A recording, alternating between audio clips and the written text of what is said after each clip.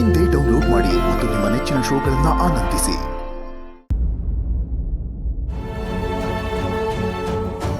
ನನ್ನ ಮುಂದಿನ ಜೀವನ ಏನು ಅಂತ ಯೋಚನೆ ಮಾಡ್ತಿದ್ದಾಗ ಸರ್ ನನಗೆ ಈ ಮನೆಗೆ ಕರ್ಕೊಂಡ್ಬಂದು ಆಶ್ರಯ ಕೊಟ್ಟರು.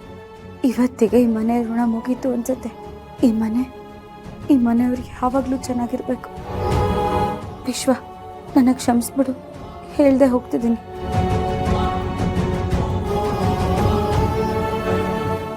ಚಂದನಾ, ಬಾಮ್ಮ ಇಲ್ಲಿ. ಇಷ್ಟು ದಿನ ಈ ಮನೆಯಲ್ಲಿ ಎಲ್ಲ ಕೆಲಸ ಮಾಡಿದೆ.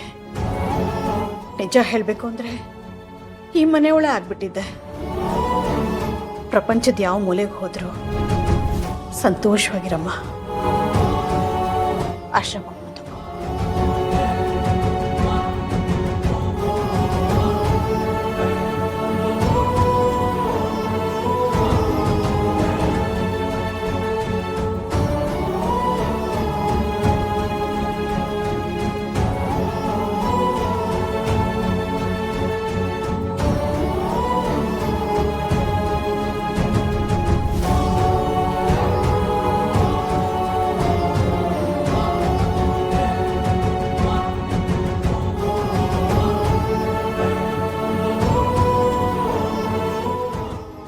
ಒಂದು ನಿಮಿಷ ಇರಮ್ಮ.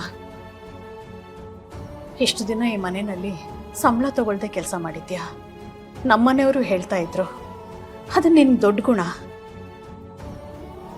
ತನು,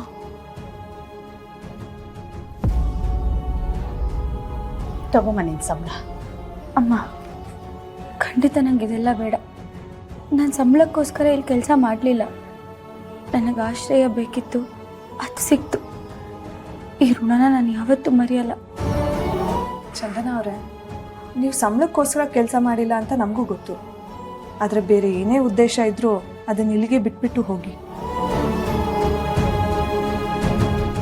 ಖರ್ಚಿಗಿಟ್ಕೊಳಮ್ಮ. ದಯವಿಟ್ಟು ಬೇಡ ಅಮ್ಮ, ನಾನು ಇಲ್ಲಿ ಬರ್ತೀನಿ. ಚಂದನಾ, ಮಾಡಿ. ಚಂದನಾ,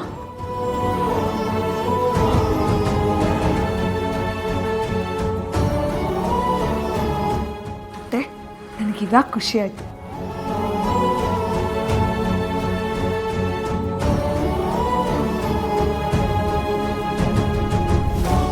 ಟಿವಿ ನ್ಯೂಸಲ್ಲಿ ಬಂತು ಅಂತ ನಿನ್ನ ಮನೆಯಿಂದ ನಾನು ಆಚೆ ಕಳಿಸ್ಲಿಲ್ಲ ಚಂದನ. ನಿನ್ನ ವಿಶ್ವನ ಮಧ್ಯೆ ಏನೋ ನಡೀತಾ ಇದೆ ಅಂತ ತನು ಬಂದು ಹೇಳಿದ್ಲು. ಅದರಿಂದ ನನ್ನ ಮನಸ್ಸಲ್ಲಿ ಗೊಂದಲ ಶುರು ಆಯಿತು.